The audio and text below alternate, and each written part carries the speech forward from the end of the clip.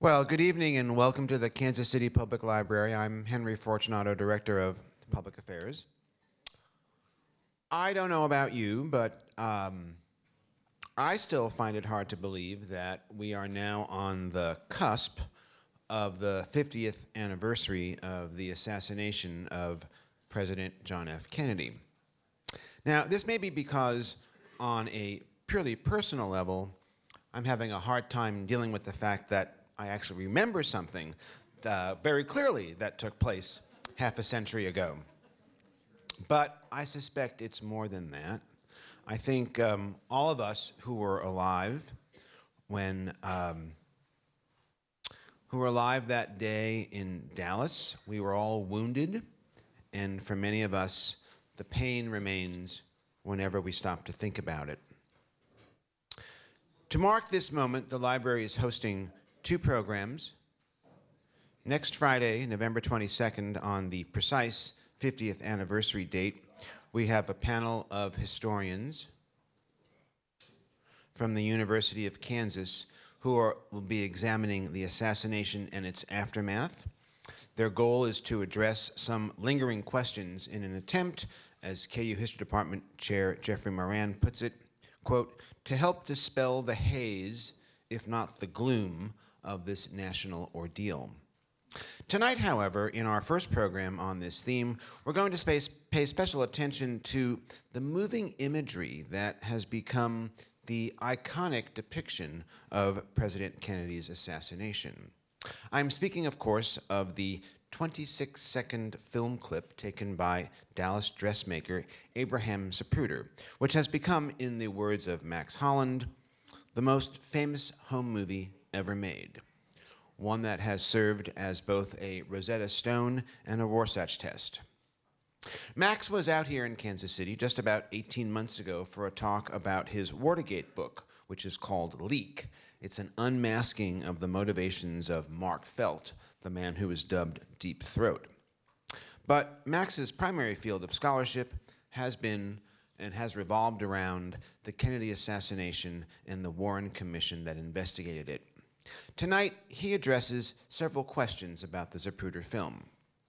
How did the film come to be made? Why has it become so dominant? Does it deserve its exalted status?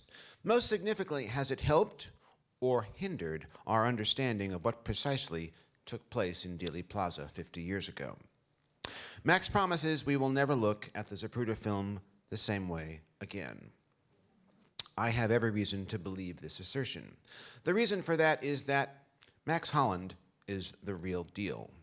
A Washington-based journalist and author for more than 35 years, Max has been awarded numerous fellowships. He's written an extraordinary range of articles for scholarly and general interest publications, and he's a contributing editor for both The Nation and the Wilson Quarterly. He has written or co-authored 6 books, 2 of which delve into the mysteries of JFK's presidency and his assassination. He also runs an online monthly magazine called Washington Decoded, which tries to explain issues of the moment without towing an ideological or political line. The site is, as Max puts it now, quote, in a state of semi-hibernation so that its editor, that would be Max, can finish a long overdue book on the Warren Commission. We'll have a reason to host him again sometime soon. I should add that Max is no stranger to our part of the country. He got his journalism degree from the University of Nebraska and had his start in journalism at the Lincoln Star, where he worked in the mid-1970s. Starting as a copy boy, a job that no longer exists, he was also obituary editor, music critic, and eventually copy editor. We are always happy to have him back here in the heartland. Ladies and gentlemen, please welcome Max Holland.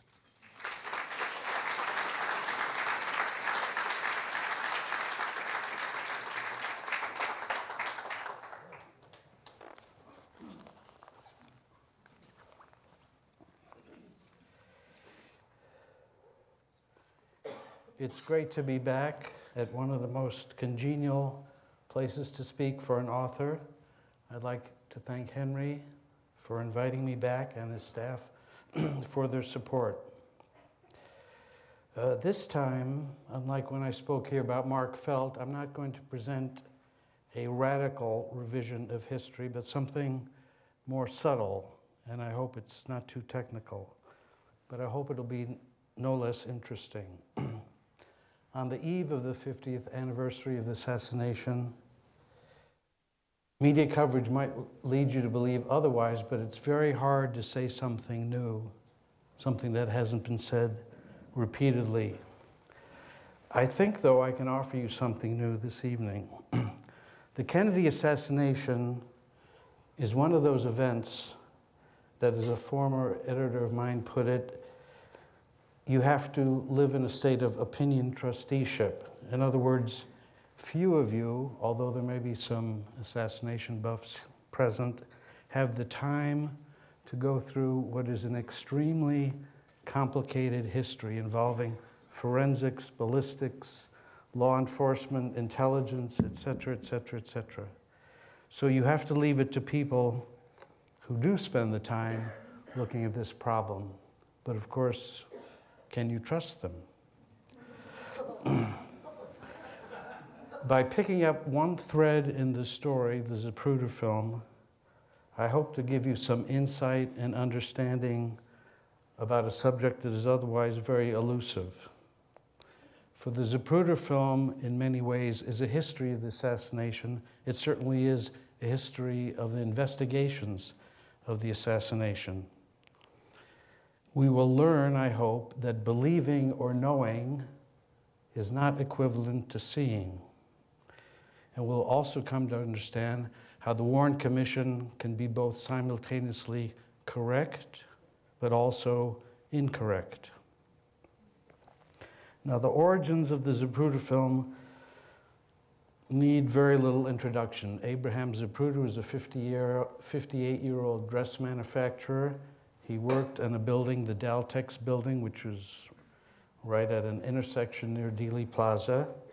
He was an enthusiastic home movie maker. He had a state-of-the-art Bell and Howell camera. He actually didn't bring it to work that day, but his secretary, knowing that the president was going to drive by, encouraged him to go back home and get his camera.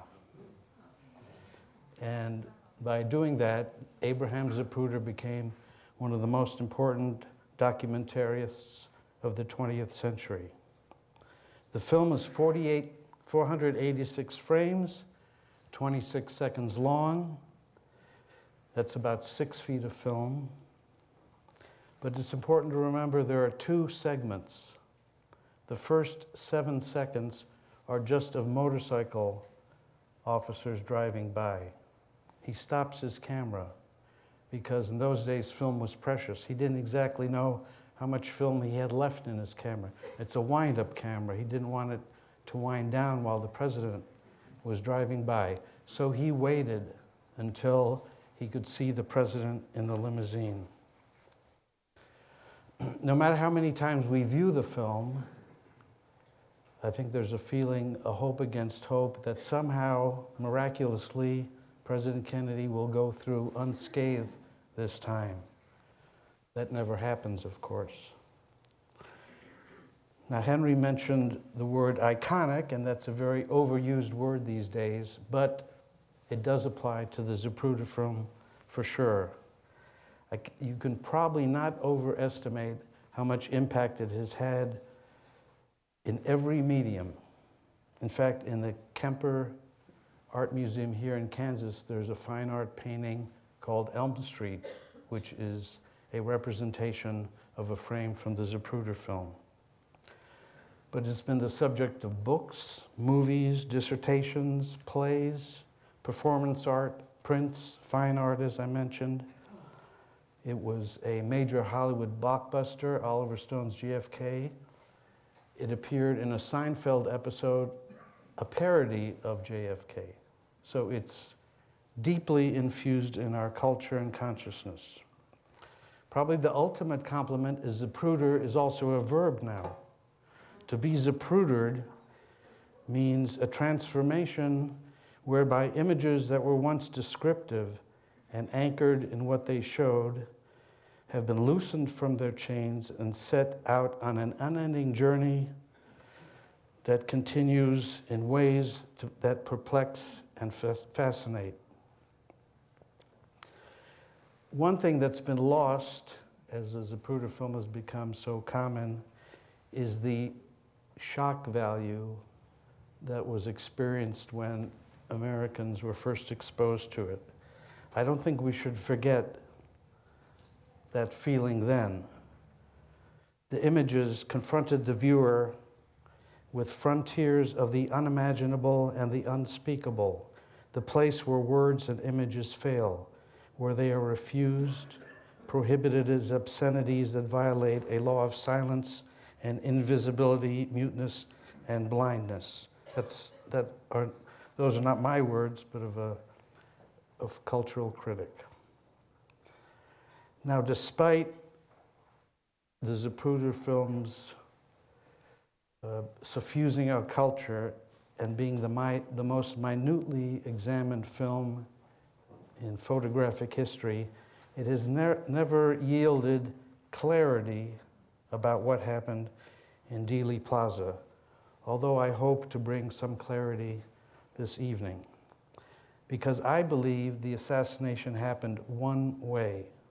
It didn't happen a multiplicity of ways. Each time you watch the film, it didn't happen a different way. It happened one way, and the question is, what is that one way?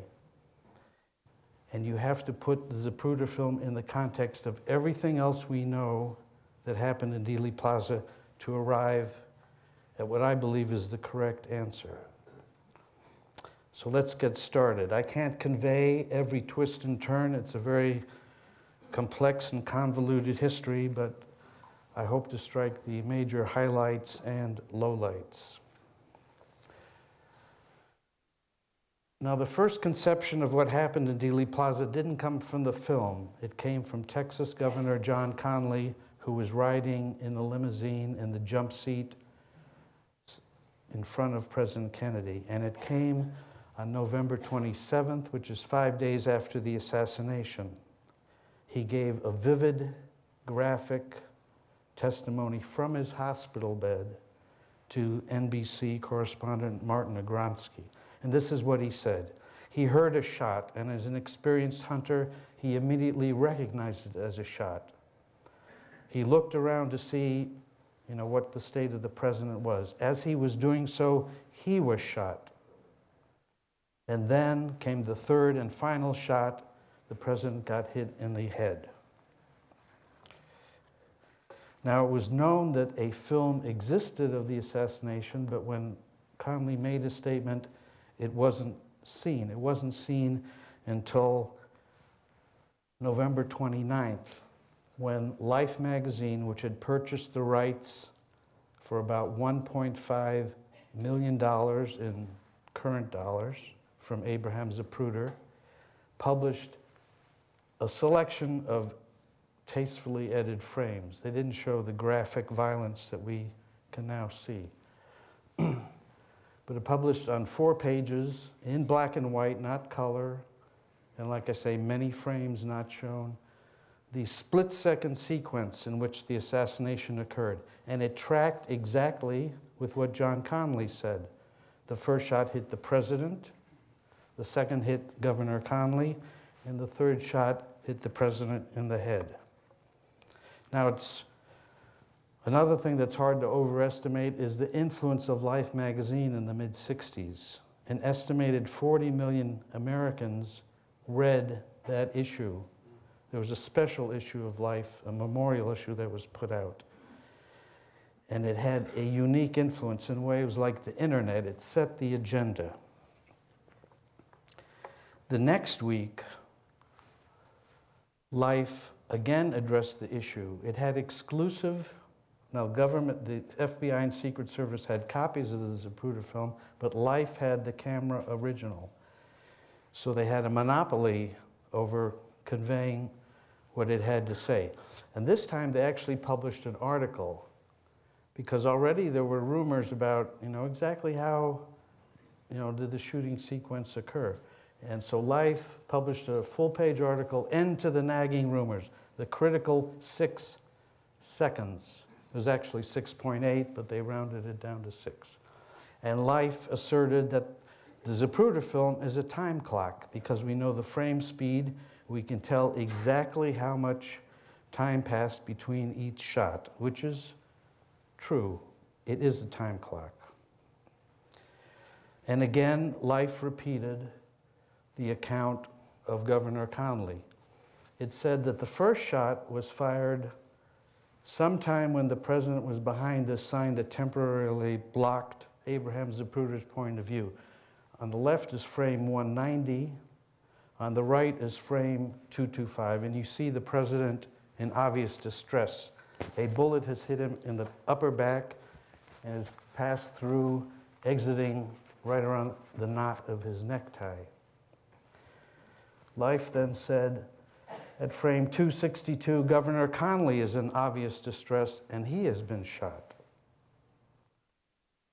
At frame 313 is the shot to the president's head. So this was the widely held belief, November, December 1963.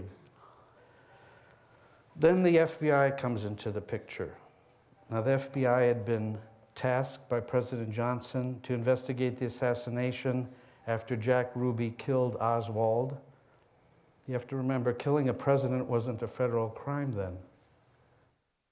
The only murder trial could take place in Dallas County, Texas, so that Oswald wasn't immediately transferred to the FBI's control, and the FBI actually had no legal standing to intervene in the investigation. But after Jack Ruby killed Oswald in a, I believe, vigilante slaying, the FBI was brought into the investigation on the grounds that Lee Harvey Oswald's civil rights had been violated while in the custody of Dallas police.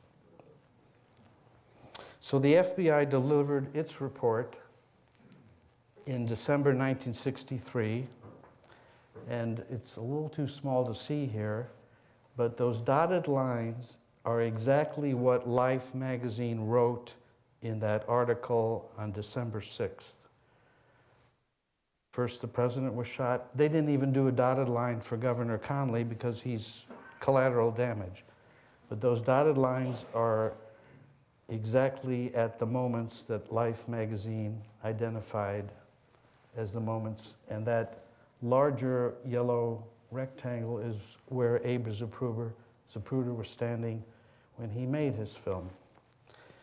And in the text of the FBI report is this: the best estimate of the time interval of the shots fired is that approximately 6 seconds elapsed from the first to the final shot, with the second shot, which is the one that hit Governor Connolly, ostensibly somewhere in the middle. Now, I don't know if the FBI was influenced by Governor Connolly's bedside testimony or hospital bed testimony and the Life article, or whether Life contacted the FBI and asked them what they thought. In any case, there was a complete singularity between what the FBI said and what Governor Connolly and Life magazine were asserting. So now along comes the Warren Commission to make sure that the FBI's investigation is thorough and accurate. And they soon realize there's a bit of a problem here, because this is the view from Oswald's perch in the 6th floor of the Texas School Book Depository, and there's that oak tree there. And that oak tree is in the way from frames 166 to 210. And it is unlikely that Oswald would have fired through the oak tree. So if he doesn't fire until after the car emerges from the oak tree, that means, and remember, President Kennedy shows distress by 225, that's only 15 frames. Similarly, there's another problem. They realize Governor Connolly is exhibiting signs of distress way before frame 262, by 231. And in fact, when Governor Connolly looks at the Zapruder film prior to his testimony testimony before the commission, he looks at this frame and says, "This is when I felt that I was wounded." So when you squeeze those two together, President Kennedy is shot later than they thought, and Governor Connally is wounded earlier, you start to get a problem. You can't work the bolt fast enough on a Mannlicher Carcano to shoot 2 times that quickly. So what does that mean? Well, the Warren Commission thought it either meant there were 2 shooters or that that bullet actually hit both men. And this was called the single bullet theory. And one reason it made immediate sense is that Oswald used military ammunition, which is jacketed. It's made to pass through people as part of the Geneva Convention. It's more humane to shoot soldiers and have the bullets pass through them rather than explode in their bodies. So when the Warren Commission restaged the assassination in May 1964, their main concern was, does the single bullet theory, quote unquote, hold water? Because if it doesn't, by definition, 2 shooters means there was a conspiracy. So that's what they spent a lot of the time during the reconstruction on. Now here is a picture, I think it's from Gerald Posner's book, showing the single bullet. I don't call it a single bullet theory anymore, I call it the single bullet conclusion. The bullet enters the upper back of President Kennedy, exits right around the knot of his necktie, starts tumbling, enters Governor Connally's back. It fractures one of his ribs, I think, blows out a sort of grapefruit-sized hole in his chest, still has a lot of force, goes through his wrist, fractures his wrist, and ends up superficially lodged in his thigh. Now, what often goes misunderstood is, this single bullet conclusion is often called a magic bullet. How could a magic bullet do all these things? And this is most prominently exhibited in Oliver Stone's movie. Well, a real magic bullet would have been a bullet that pierces President Kennedy, comes out his throat, and disappears. Because if it didn't hit Governor Connally, what did it do? There's no evidence of a bullet hitting any part of the car. It had to hit Governor Connally. There's no other possible explanation.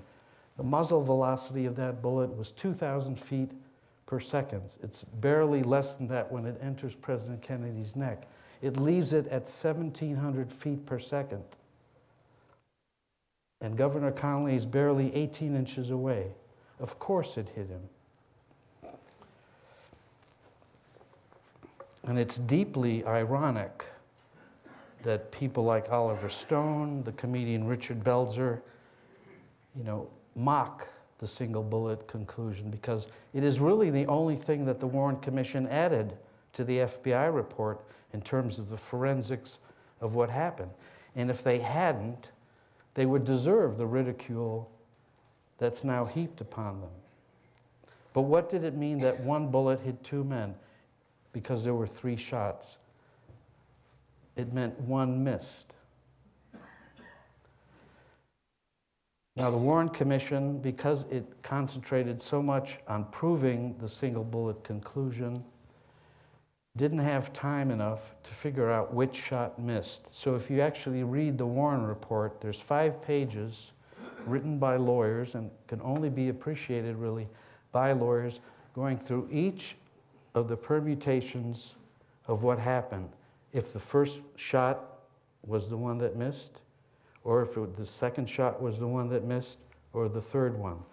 Now, it makes a lot of sense for the third one to have been the one that missed, shot after the limousine is way down in Dealey Plaza. But nearly everybody said the shot to the president's head was the last shot, so that didn't work. Some people said that there was a shot early on, but that also didn't make sense, because how does someone who hit President Kennedy in the upper back and then in the head miss him when the president is closest to him. That doesn't compute either. So the commission also included the third possibility, that the missing shot, or the shot that missed, occurred in between the shot that hit the president in the back and the shot that hit him in the head. And at this point, you get back to a kind of 6-second limitation on the amount of time Oswald had to fire his rifle. And that's a bit problematic because it's not impossible, but it's very difficult to fire 3 shots in 6 seconds and have at least 2 of them hit. Now, along in 1967, by that time, the Warren Commission had fallen into great disrepute, and one of the big reasons was they hadn't offered a single compelling explanation for what happened in Dealey Plaza. It was this 5-page, list of possibilities. And that was one of the avenues of attack for critics, because they didn't entertain the first shot missing or the third shot. They concentrated on the middle explanation, which is 3 shots in 6 seconds. And they correctly pointed out that it's very difficult. So along comes CBS News, which, despite its reputation today, was probably the best news network at the time. And in 1967, when the Warren report's coming under extreme attack, including by an district attorney in New Orleans by the name of Jim Garrison, CBS undertakes a huge investigation and broadcasts it on 4 nights, 2 hours a night, in June, I think it's June or May 67, which is a huge commitment. And they did something the Warren Commission didn't think was necessary, because the Warren Commission sort of operating thing is, all we have to show is that it could have happened. We don't really have to prove exactly the way it happened. And they felt a shot that missed, well, how important is it? It missed, and we showed you the ones that counted, so. But it is important if it's the first or third one, because that defines how much time Oswald had to fire, to pull off his feat of arms. So CBS did something the Warren Commission didn't do. They went to a ballistics lab in Upper Maryland. They constructed a tower at the right height and a track along which a moving object at the speed of 11 miles an hour move.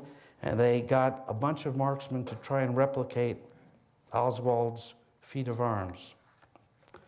In 17 out of 37 attempts, that's 46% of the time, much more skilled marksmen than Oswald were unable to get off 3 shots, and sometimes even 2. The Mannlicher Carcano can be very stiff to operate. So while it was not impossible, it was difficult. What CBS did contribute, though, is that they were the first to go out on a limb and say, the first shot is the one that missed. And they actually put it at Zapruder frame 186. And the reason they did that is because for a very brief moment, there's a gap in that oak tree. And CBS reasoned that was the time that Oswald shot. And the reason the bullet was deflected and didn't hit anything is it hit a branch of that oak tree and just went off in the wild blue yonder. Now, at the same time, CBS is bringing clarity. Let me just back up a little and say the pattern that's developing here is the Zapruder film both misinforms us and informs us. It was what led to the single bullet conclusion. If we had no film, probably John Connolly's testimony would have stood up. No one would have thought, well, where did the bullet that hit President Kennedy go? So the Zapruder film was, it was like 1 step forward, 2 back. It helps us, it hurts us in our understanding. And this is an example of where it was hurting us. In the late 60s, bootleg copies. You have to remember, Time Life owned the film, completely lock, stock, and barrel. You couldn't as much print a frame from it without paying them a royalty. But some people had gotten bootleg copies of it, and for $5 you could attend a lecture where you'd learn the truth about the assassination of President Kennedy, and you could buy your own copy. And with every copy came this paper insert which said, "Show this to all your friends who believe the government is lying to us. Watch carefully the Zapruder film. You will see the president's head snap back and to the left, indicating that the shot to his head came from the grassy knoll, and that Lee Harvey Oswald is innocent. We must have a new congressional investigation."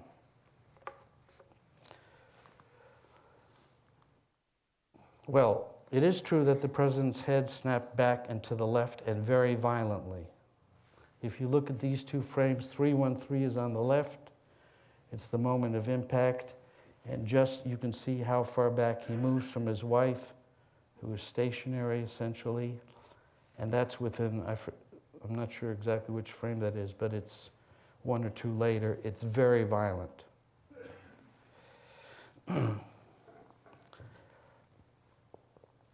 But how do you tell the direction of a bullet, even when it hits something relatively thin like a skull?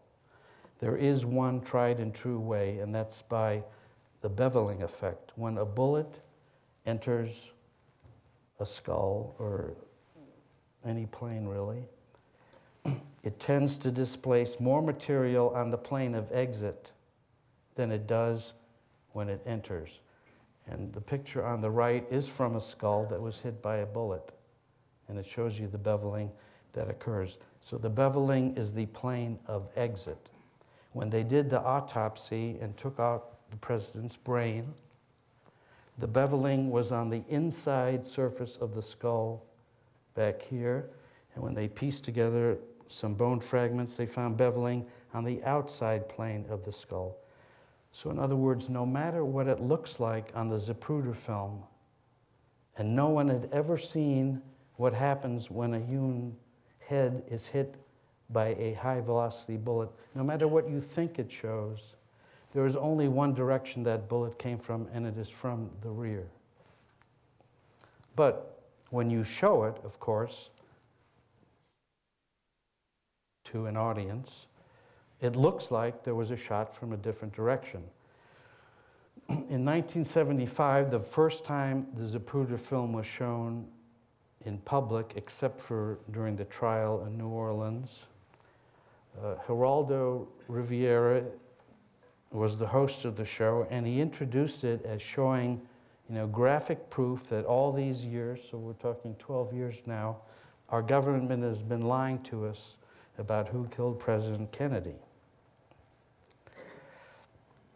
By this time, the Zapruder film was, in the words of one cultural critic, a holy relic of presidential martyrdom, a document of the last moments of American idealism and innocence, a testament to government ineptness at best and nefarious conspiracy at worst. And this leads, in about 2 years, to a new investigation, a new major investigation by the House of Representatives, the House Select Committee on Assassinations.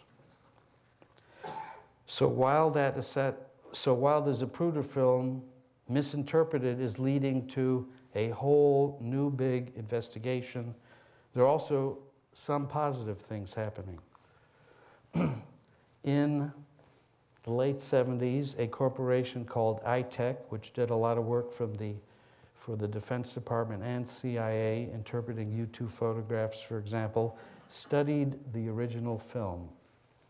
And its analysts concluded that, contrary to what was thought, by frame 223, 224, which is a little earlier even still, we can see Governor Connally in distress. And you really can't make it out here, but his suit coat bulges. The lapel flaps between those two frames. And that shows that the bullet had entered and exited his chest. So now we have the second shot. We know precisely when it occurred. Frames 223, 224, and we know the third shot was at 313. Still unknown is when the first shot happened. And this begins what I call the Rorschach Period, although one could look at the entire history of the Zapruder film and call it one big Rorschach test. This is when people start to look at the film for evidence of the first shot, because, of course, the second and third shots are on the Zapruder film. Where is the first shot?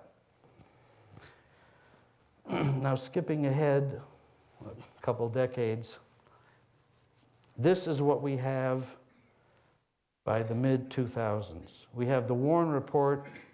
If you look at their first shot missed explanation, they roughly put the whole assassination at 7.9 seconds. CBS shortened that a little, 6.9 seconds. The House Select Committee put it at 8.5 seconds. Gerald Posner, coming in 1993, the 30th anniversary, put it at 8.4. Dale Myers, who worked with Peter Jennings on an ABC documentary that came out on the 40th anniversary, put it at 8.5. And a fellow named Larry Sturtevant, who worked at the Edgewood Arsenal and was a wound ballistics expert, and eventually wrote his own book, actually put it at 8.7. So basically, the assassination is getting longer. That's kind of the trend. It's getting longer in duration. But there's still some problems. Before I get to them, let me show you this Rorschach test period. If you look at the frames around one, as I say, the first frame where you see the president in the car is 133. If you look at the frames around 155 starting, you see President Kennedy and Governor Connally, not exactly simultaneously, but they are moving their heads as if they noticed something. And the people who were trying to determine when the first shot occurred, did these micro studies of, well, Kennedy is moving his head beginning at 147 and Connally, therefore they heard something. So that's when the first shot must have missed. But there are still some problems with this explanation. The first one is most of the ear witnesses in Dealey Plaza said there was more time between the first and second shot than between the second and third. A lot more people said that. Not everybody. Some people said it was, equidistant. Some said there were 4 shots, et cetera, et cetera. But if you look at the graph, the large majority of people said there was more time between 1 and 2 than between 2 and 3. And if you look at all these explanations, they say the opposite. The House put it at 1.8 seconds and 6.7. That's exactly the opposite of what most people thought they heard. But they're all uniformly shorter. That's one thing they have in common. Another problem with them is they all kind of vague about why did Oswald miss that first shot. Some said the tree branch. But those tree branches were examined. Once it was realized that a shot had missed, those tree branches were examined. They couldn't find anything. There's another phenomena. If there are any hunters here, there's this phenomenon of buck fever. You have a good shot, it's so good, you get so excited, you just miss the whole deer. But this is, again, a man who just a few seconds later hit the president in the back and then the head. There are also 3 phenomena which again were kind of vaguely or inadequately addressed by all those explanations, which I consider the reasonable, rational attempts to explain what happened. On the buck fever issue, let me just point out, this is how it would have looked from Oswald's vantage point at frame 166, which is just before it goes behind the oak tree. The upper one is the naked eye. The lower one is how it looked through his telescopic lens. And he supposedly missed, and we know he missed President Kennedy because he's still waving for many frames after this. But he also missed everybody else in the car. In fact, he missed the whole car. And it's a pretty big car. It was a stretch Lincoln Continental. The other unexplained phenomena there were three. One was this concrete skirt around a manhole cover. There was a motorcycle policeman who had turned around waiting for the motorcade to catch up, and he said he heard the first shot and he saw a burst of dust and dirt in the area proximate to the manhole cover. And that picture in the upper corner is of law enforcement officials within 5 minutes of the assassination looking around because they've heard that testimony and they're looking for a bullet or some evidence of a bullet.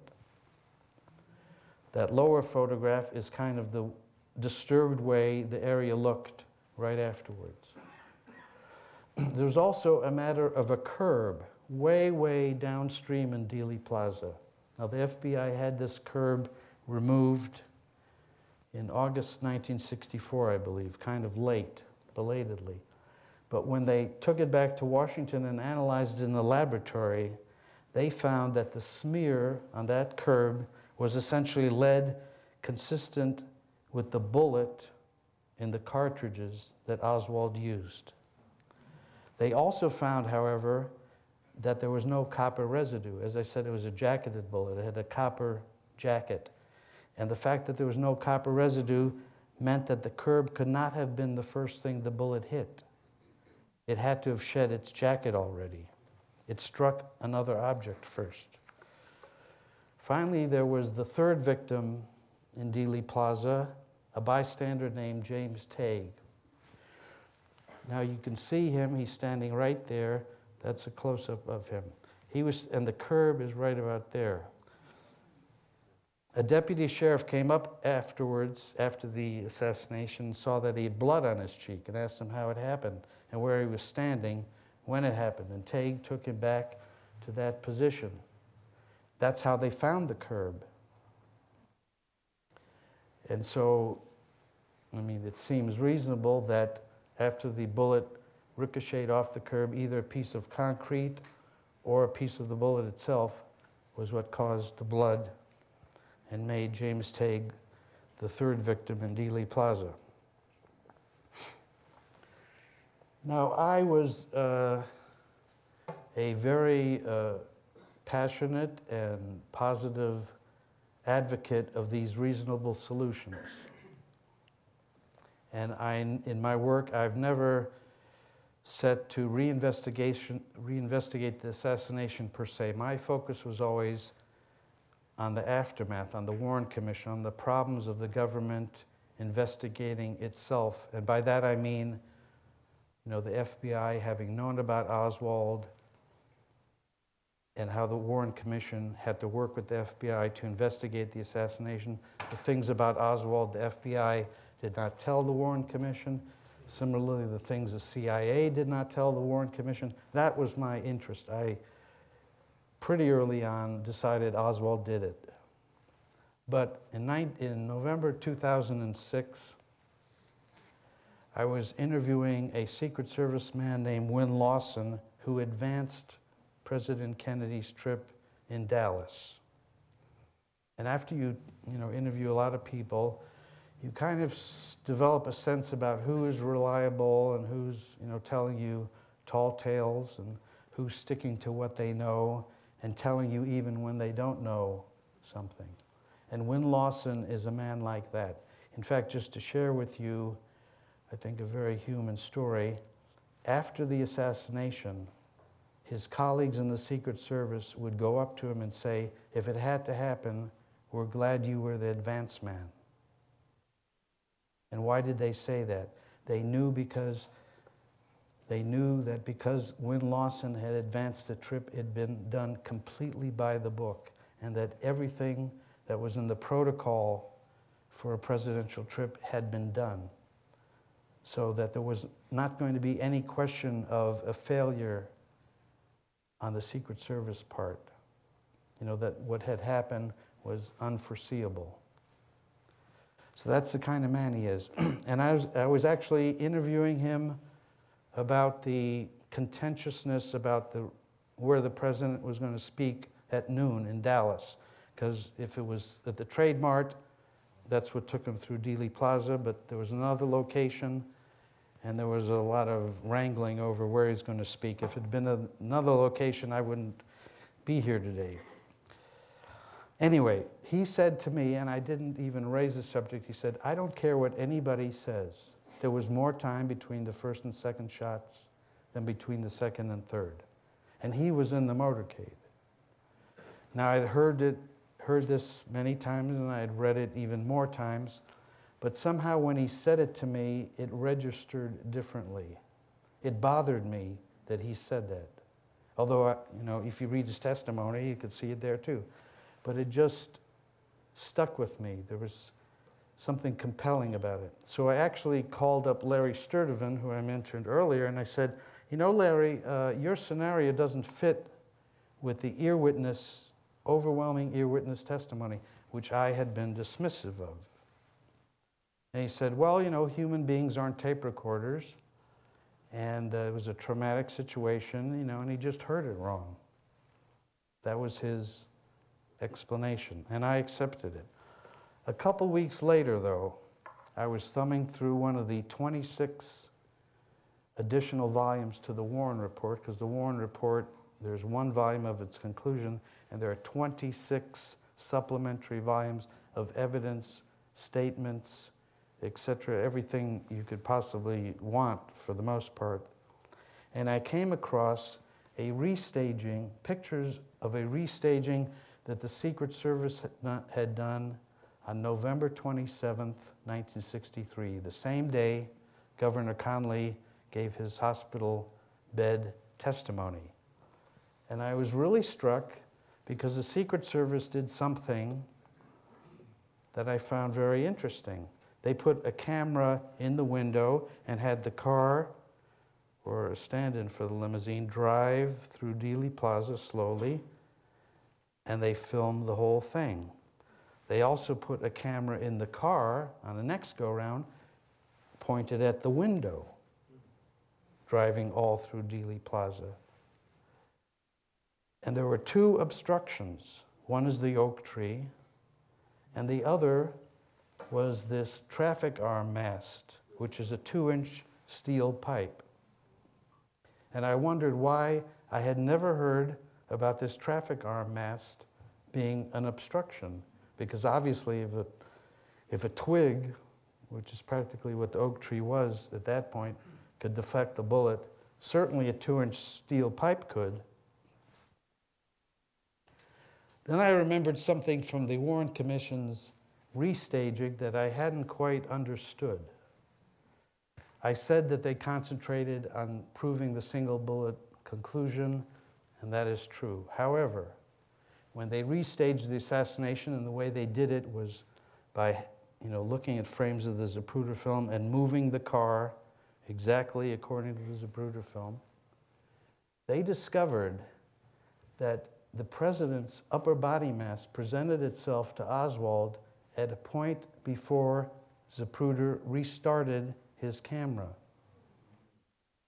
They labeled this position A, and it's in the Warren Report in some obscure page, not on the Zapruder film. But they didn't follow up on it. Now this is a picture, again, from the Secret Service restaging, which, although they didn't know about position A and didn't label it, but it just, fortunately, really, happens to be very close to the measurement that the Warren Commission made 6 months later. Now, Marines are taught to aim at the upper body mass, and I think even when Oswald hit President Kennedy in the head, he probably wasn't aiming at the head, he was aiming at whatever upper body he could see. But this is the first point at which Oswald, with his Marine training, would start to take aim at President Kennedy. Now, as I mentioned at the onset, Zapruder stopped his camera, and that's another factor in this understanding. To the left is frame 132. From 1 to 132, you just see these motorcycle policemen in advance of the motorcade. 133 is the first frame with the car in it. And it is already in the second set of lane dividers. This is a picture of position A, and the ghost car shows where the limousine was when Zapruder restarted his camera. So he restarted his camera after Oswald had his first good shot. And I believe that a man who went to work that day intending to try and kill a president would start shooting at his first good shot. He wouldn't wait. He wouldn't have a Hamlet-like moment and decide, well, I'm going to wait till he passes over that oak tree. When I started to have this realization, I also looked very hard at witness statements. And I actually found 2 eyewitnesses, both of them, one standing here and one standing further back here. Both of them, in their early statements, mentioned that the first shot sounded when the president passed a black and white highway sign. Very few people put the shot in time and space. If they put it in time, they said there was more time between 1 and 2. Very, very few also put it in space. But one of these witnesses was Amos Ewens, a 14-year-old kid from a poor part of Dallas who came out to see the president. He was the one standing right about here. And in his statement to the sheriff, he said, just as the president passed the black and white sign. Now these signs outlined in red are the old U.S. highway badge signs, black and white. They're no longer there. They've been replaced by, for the most part, interstate highway signs. So, to make a long story short and cut to the chase, what I believe happened is that Oswald fired very close to the first good opportunity, and for him, that was right after position A. But his bullet hit that steel mast and glanced off of it. It then went downstream into Dealey Plaza. There's the storm concrete skirt, and there's where Tague is. And that's what happened to the first shot. That's why it missed. It explains all the phenomena. And one that I didn't mention, except in passing, was this would also explain why there were some eyewitnesses who said that at the time of the first shot they saw something strike the pavement. Well, I think that was the jacket from the bullet off of the mast. It doesn't take much to dislodge a jacket from a jacketed bullet.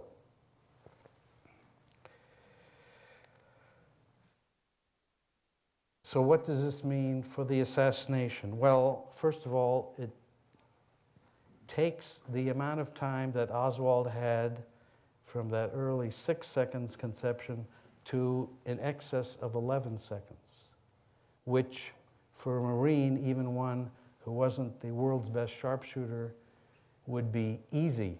It's all the time in the world.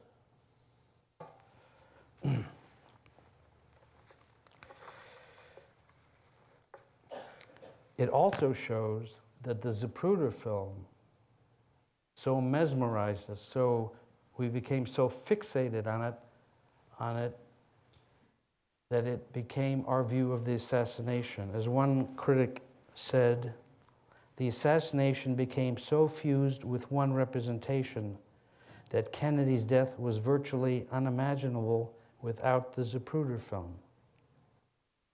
I'll tell you another anecdote. When I was looking for more witnesses who could possibly corroborate that the shot happened at around the time the president's car was near this highway sign, I found a woman, Patricia Lawrence, who was standing about here. And I asked her, because I really wondered, when you see the assassination, do you see it as you saw it, or do you see it as Zapruder did? And she actually had to stop and think before she said, I see it as I saw it. But the point is, it became so dominant that all these investigators who looked at it, it never occurred to them that there was no communication between Oswald and Zapruder. There wasn't an pre-arrangement where he wasn't going to start shooting before his camera started running or vice versa.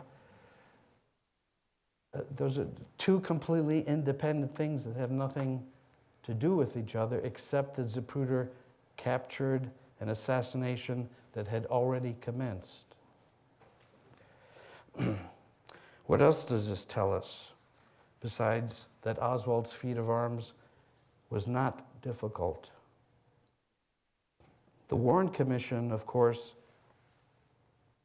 didn't rule out the scenario I'm describing, and that's the brilliance of their analysis. If you read what they say, what I'm saying isn't ruled out. It isn't explicitly stated, but it fits with what they say. And I've talked to the people who wrote the report, and they've admitted as much, although they didn't have this specific conception.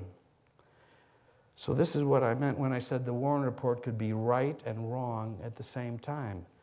We can refine and better understand what happened, but as far as changing the finding or fundamentally altering the facts as developed by the Warren report, this doesn't change it one iota. Oswald fired all the shots in Dealey Plaza on November 22nd.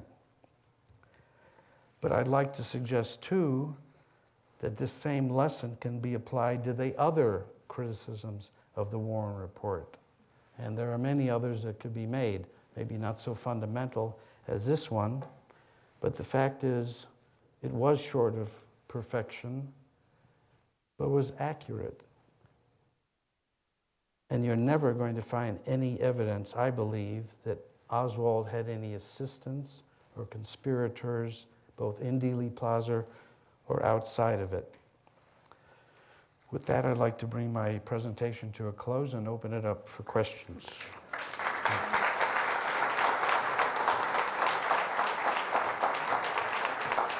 Thank you. Yes, yes. I'd like to ask you, I heard too about the light pole and the traffic signal. And a few years ago, there were photographs published of that traffic light with a small hole in it that you could see through. Right. Could that have been the first shot? Well, that's actually from a documentary that I worked on. So I wondered, do you not believe that? Or? Well, it was a very long and complicated process, so I'll just try and make it a short story. We believed that it was the 2-inch steel pipe. However, because of the pictures taken that day by a young teenager named Tina Towner, the car wasn't centered in Elm Street, as Secret Service protocol called it to be centered in the street. It was a very awkward turn.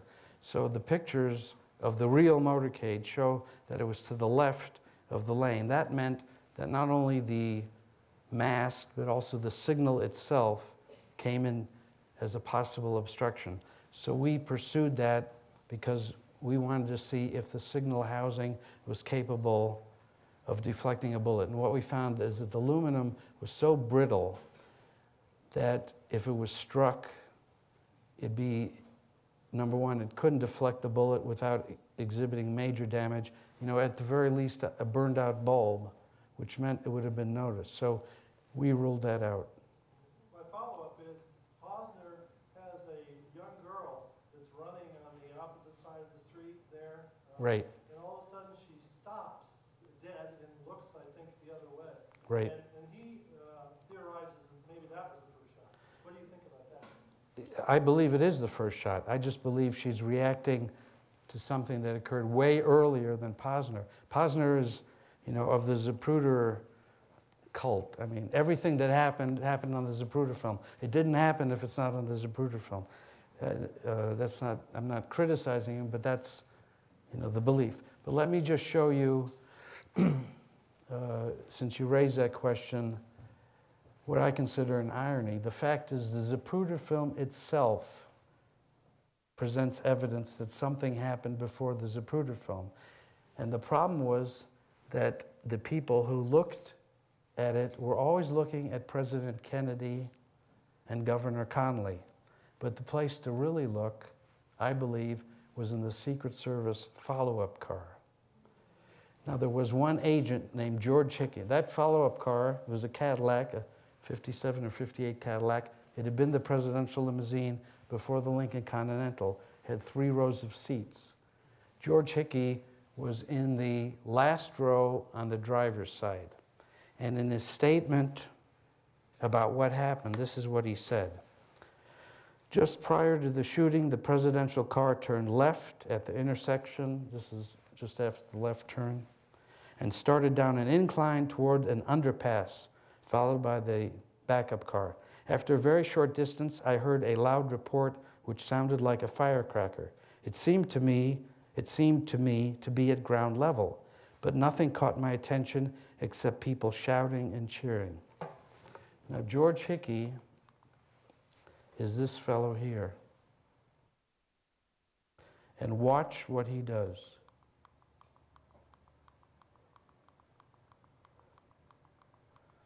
He's bending over, looking at the ground. So he's looking for the first shot, which he's heard. I mean, you have to remember, it's very noisy. It's particularly noisy. You got 4 Harley Davidson right there. They're moving at 11 miles an hour.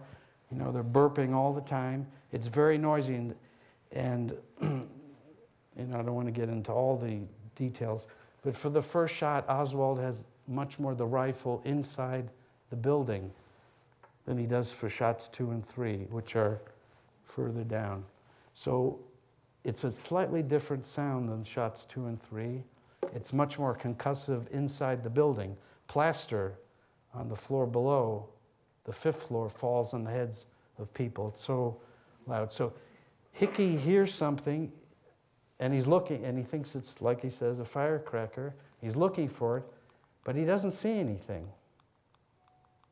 And so he straightens back up. But to me, this is proof on the Zapruder film that, there was a world before Zapruder started his camera. And that world included the first shot. Point him out again. Yeah, it's this guy.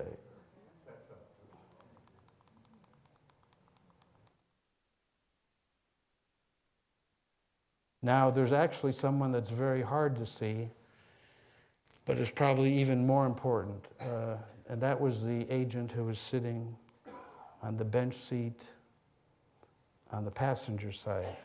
He had been an intelligence officer, and on the plane ride back to Washington from Dallas, he wrote down what he saw before anybody knew that, on the plane, where the shots had come from. The problem with a lot of the Secret Service statements is that they were made after they knew where the shot had come from and what had happened and how many shots there were supposed to be. But this agent, Glenn Bennett, actually wrote in a statement similar to Hickey's, but his actions track exactly with what he wrote in his statement, hand wrote, on the way back to Washington. He said, just after we turned, I heard a shot. I started to lean to look at the boss. As I was looking at the boss, he was hit in the back, and Bennett couldn't do anything because he was stuck in that rear seat. And then he was hit in the head. And I can't show it because the resolution isn't significant. You really have to see it with a magnifying glass. But in the early frames, around the same time Hickey's bending over to look for that firecracker, you can see Bennett's head because he has to lean in order to look around the people right in front of him. Yes? Okay, And also that they could not find a box of bullets at the time. I'm sorry, what? At the time that they got in Oswald, they couldn't find extra bullets there. That was one of the reports. Well, there was one bullet left in his rifle. Max, could you repeat the question? Okay. Did they not find a box of bullets when they... It was reported that they could not find an extra box of bullets at the time. That's one of the reports that was put out. But they're saying that he had to have a box of bullets for him to make those many shots. No, a Mannlicher Carcano clip holds 6 bullets. He fired 3 and there was 1 left. Yes? Okay, in one of the previous frames where I think it was in black and white and it was focused down on the light standard and the black and white signs, if you could go to that. Okay, that's on the other... We'd have to go back to the other... Well, in any case. Okay. I noticed when I was looking at that shot that near the signs and the pole, there were 5 people. I think I counted 5 people, and you also put in a little Yeah. red rectangle. Were any of those 5 people interviewed to your knowledge? And if so, did they have anything to say about the possible first shot? No, that still is from a restaging on November 27th. Okay. So those people are just either... Yes? How does your theory match up with the open mic of the policeman? It doesn't, because that open mic business is complete bunkum. Okay, that's what I wanted to find out. That's fine. Yes? So a couple of years ago, I read a book by David Lipton, and he interviewed a lot of emergency room doctors at Parkland who described in detail the neck wound was an entry wound, clipping part of the neck of the tie on the way out, and then he made a trach out of it. Is any of that accurate in your knowledge? No. What happened is the doctors who attended to President Kennedy, and I think if it had been John Smith, they wouldn't have done anything because he was so grievously wounded, it wouldn't make sense to try and resuscitate him. I mean, his head was literally blown open.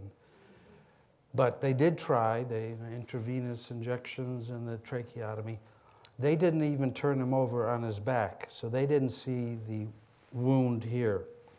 When the doctors were at the press conference a little later in the afternoon, the press, of course, was demanding details.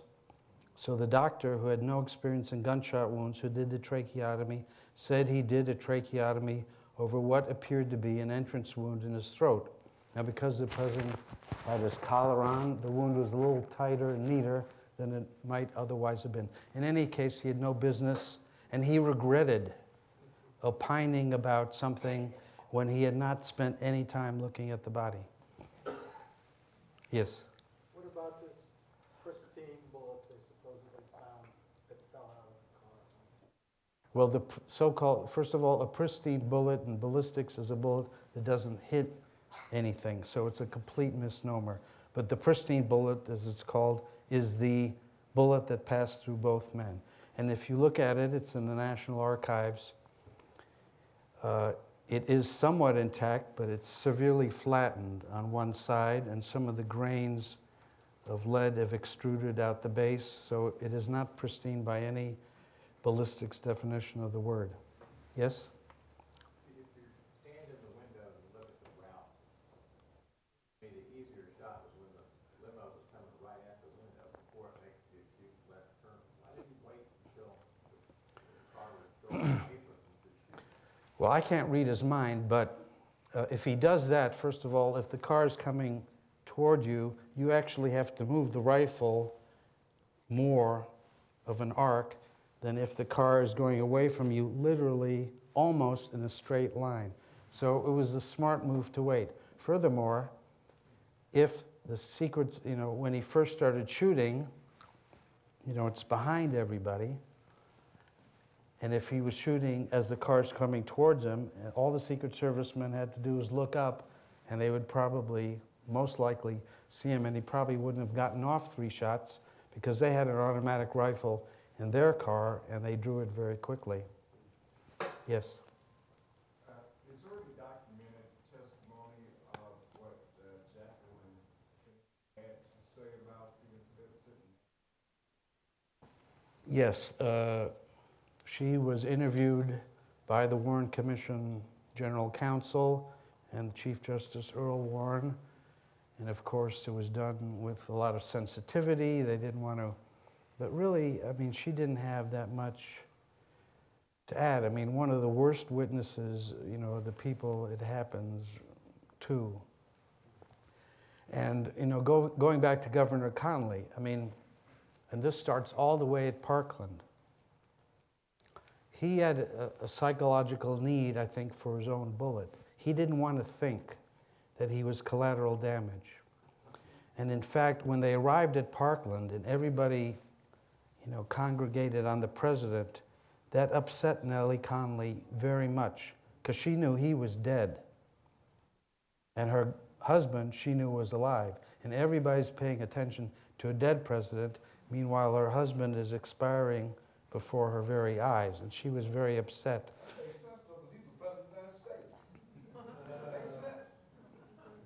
Well, that's, you know, that may well be, but that's not how people think at the time. Yes? So you think that Oswald acted alone? Yes. There's no conspiracy on anybody's part? Well, those are, you know, there's the physical act of killing the president, which I believe he did unaided, and it wasn't difficult. And then there's a question, did he have any assistance? And there's no sound evidence that he had assistance before or after. When our United States ambassador to the United Nations, Adelaide Stevenson, he was in Dallas for about a month before. Right. And he was giving a speech, and he was spat on, and he was heckled, and he was, one moment even hitting with a placard. Repeat the question. Okay, you're saying that a month before President Kennedy visited the the American ambassador to the UN, Adlai Stevenson, 2-time presidential nominee, visited Dallas, and he was spat on and hit over the head with a placard. All that's true. And that's why, as soon as this happened, everybody, from the Voice of America to Chief Justice Earl Warren, rushed to judgment. Dallas, it has to be a right-wing zealot. And then they arrest probably the only Marxist in a 100-mile radius of Dealey Plaza. And who believes that? This is obviously, he's either a patsy or, you know, this is Dallas's mistaken idea of who would do such a thing. And that's exactly what led to the Oswald's slaying, because the reason they let the press in on Sunday was to show that, contrary to the rumors and the accusations, he was leaving their custody on his own 2 feet. They hadn't beaten the crap out of him in order to get him to confess. And they did that because they wanted to show the media, which was so completely disbelieving, that they hadn't mistreated Oswald. And that's what allowed this Jack Ruby to get in the garage, and it was a tragedy. Okay, Max, before we go, I have 2 questions. One is purely technical. We need to wrap up soon, but would you mind entertaining a few personal private questions once the program is over? That'd be fine. Okay, good. So most of you can take care of that after. Then I have a question which dovetails off of what you said. Why do people insist on thinking that there was a conspiracy? And why do they think it's a right-wing conspiracy when, in fact, Oswald had spent many years in Russia and was virtually a card-carrying communist? Well, it's, as this gentleman pointed out, Dallas was the only large city that voted for Nixon. During the 1960 campaign, when Lyndon Johnson traveled to Dallas to campaign, he too was jostled and spat on. I mean, the same kind of, you know, Tea Party, right-wing, know-nothingism that we see today existed back then, and a lot of it was in Dallas. It was the fount of a very large John Birch Society chapter, and a lot of the money for right-wing activities, you know, Billy Hargis's anti-communist crusade, which was a big thing back then, the money that sustained it came from places like Dallas. So it was Dallas's reputation that was so at odds with who they arrested that people just thought there was something amiss here. But in order to answer your question, Americans believe in due process, and when due process is denied, they believe something untoward happened. And when Oswald was murdered, before he could get a trial, that opened up a Pandora's box, which the Warren Commission did not successfully close. I mean, look at Sirhan today. He's still alive. He's in a California jail. There are people who believe Robert Kennedy was killed as a result of a conspiracy, but not many. And it isn't simply because Sirhan was literally caught with the gun in his hand. It was because he had a trial and he was found guilty. Okay, we have time for two more, and then Max will entertain some individual questions post-presentation. Okay. Mr. Holland, I first want to commend you on your work with the assassination investigation. It's quite compelling. I did see the Lost Bullet documentary that you worked on, and one thing that puzzled me was you interviewed Amos Ewing, the young man that was on the corner across from the school book depository, and you used him to help solidify your theory that the shot came early from the window. However, he did say something to you that I found disconcerting, was when he gave you the timing of the shots, he told you the shots were bam, bam, bam. Right. And you didn't address that in the documentary. Now, how does that fit in with the timeline? Well, you know, people talk about cherry picking testimony. You know, you pick the pieces you like and discard the rest. But the fact is you have to, because people aren't tape recorders and they don't, I mean, sometimes you'll find an eyewitness where, you know, they have a sterling recollection like Glenn Bennett, and it all fits, and it fits with what you can see him doing. Ewing's, at other times he said there were 4 shots. So not everything he said was accurate, but the truth is, on that afternoon when he was, in fact, the reason he was an important witness is because right after the assassination, when everybody had run up to the area known as the Grassy Knoll, and they ran up there because that was the area proximate to where the president got hit in the head. So that's where people thought maybe the assassin was lurking. That's why they ran up there. They found nothing. And Ewens went up there to tell the police he wasn't there, he was in the building, I saw him. So, you know, the fact is you have to be discerning about what people say, and since he does say he doesn't have the correct interval, you know, that's the way it is. One more.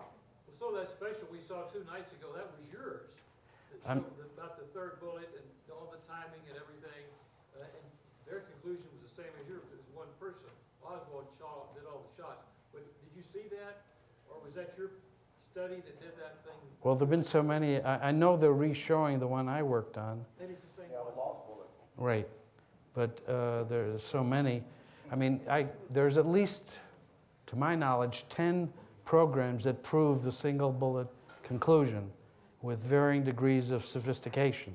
We did it, you know, pretty superficially. We just pointed a laser at the president's back and then had him move out of the way, and it hit Governor Connally. It wasn't any more sophisticated than that.